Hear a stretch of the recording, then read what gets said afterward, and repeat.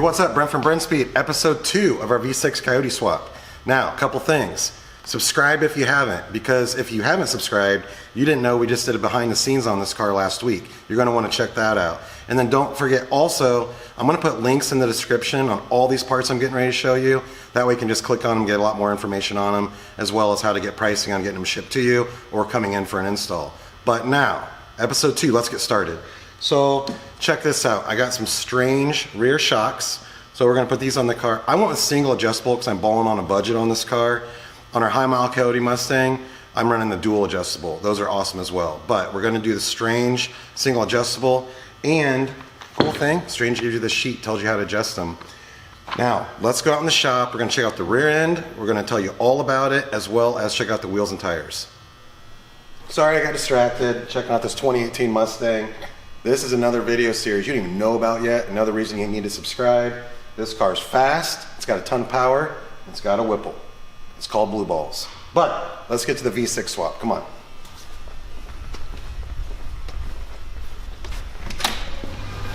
Oh, Celine getting her B326 right there.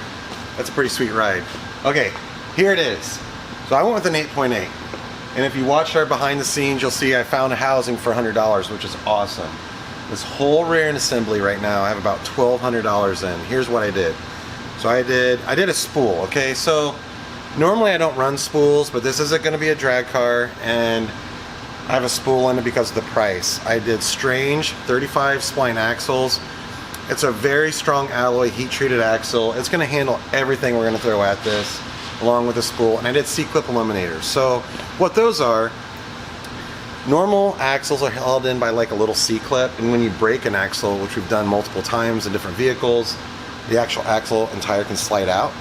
So with a C-clip eliminator, and if you would break an axle for safety, it can't come out, it's gonna stay in. And that's just a safety thing. I don't believe that we're gonna have enough power to come close to breaking these at all, because they're rated for a ton, but it's just a good safety thing to have.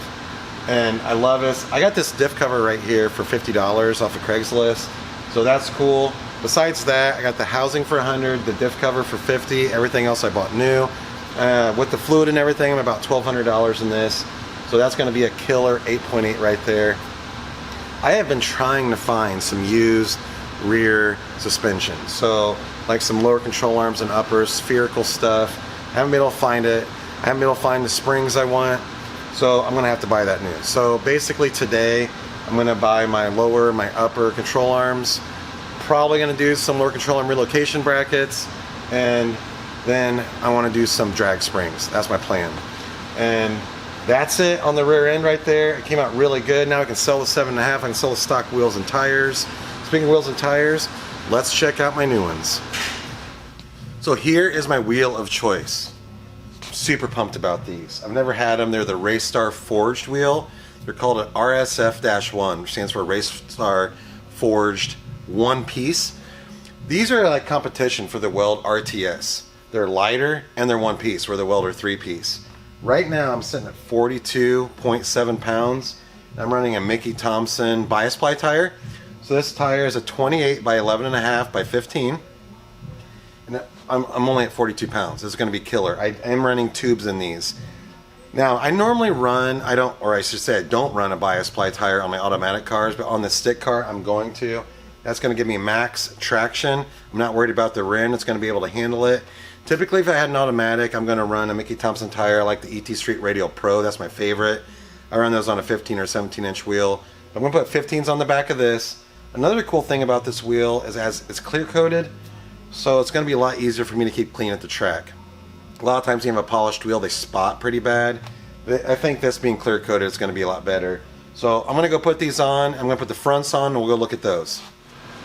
So for the front on this, I went with a 17-inch. It's a skinny. My tire's a Mickey Thompson. It's 26 by 4 by 17. It's going to be a nice tire for me.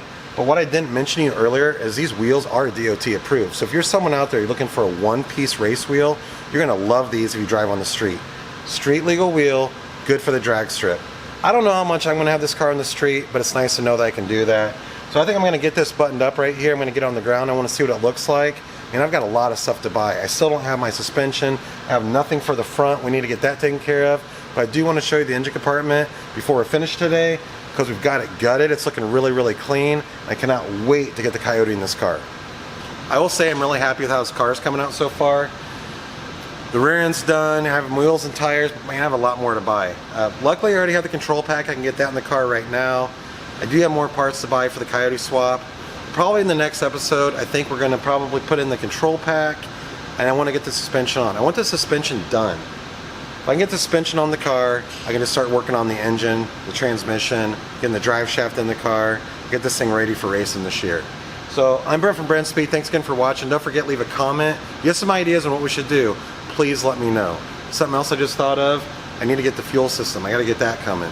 So still a lot of things to do in the future, but please leave a comment. Any recommendation you have, I will look at it.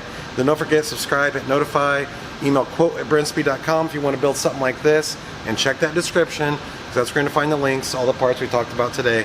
Thanks for watching. Until next time, I'm going to do behind the scenes coming up. We'll go from there. Thanks.